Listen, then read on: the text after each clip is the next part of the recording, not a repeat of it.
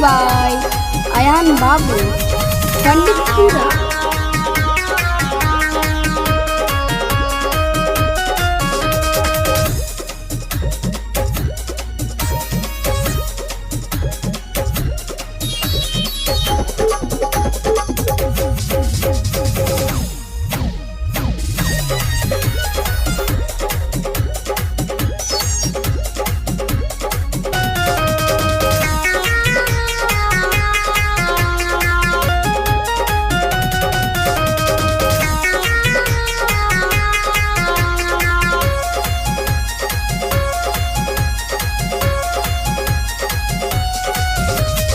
Music by Ayan Babu, Panditpura.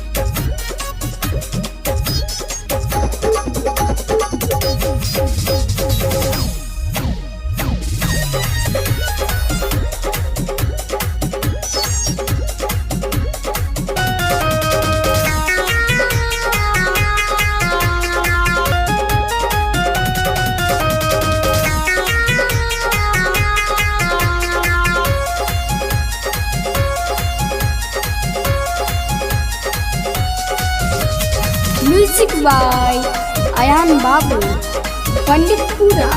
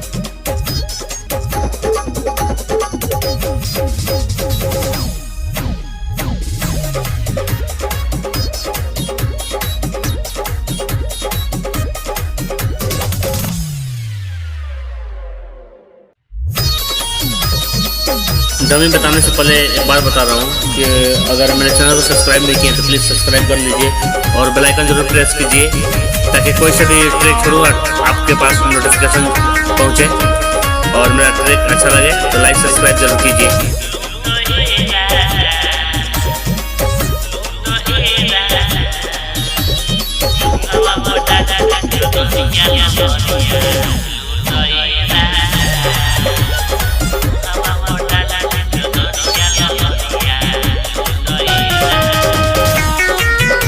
और मुखड़ा आप लोग सुन लिए हैं और मैं सिंगर नहीं हूँ कि एकदम परफेक्ट गाऊंगा, ठीक है। आप लोग एडजस्ट कीजिएगा और ज़्यादा से ज़्यादा शेयर कीजिए, सब्सक्राइब कीजिए, लाइक कीजिए और कमेंट कीजिए आपको लोग कौन सा ट्रैक चाहिए। और डिस्क्रिप्शन में मेरा व्हाट्सअप नंबर है, उस पर आप लोग डमी भेज सकते हैं।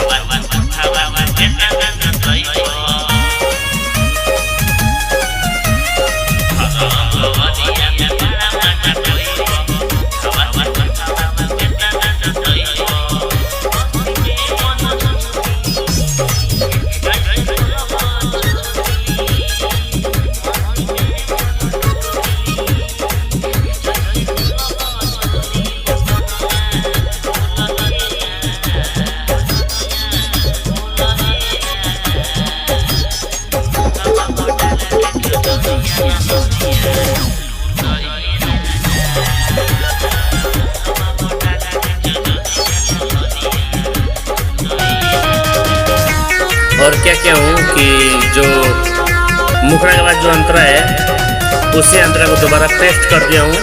और आप लोग अपना शब्द लिख लीजिएगा जो भी लिखना है। मैं सिर्फ एक अंतरा का मुखड़ा डालता नेट पे, लेकिन आप लोग को ज्वाइन करने का नहीं मालूम पड़ता है, इसके लिए मैं इधर से उसी को कॉपी करके फिर बढ़ा देता हूँ।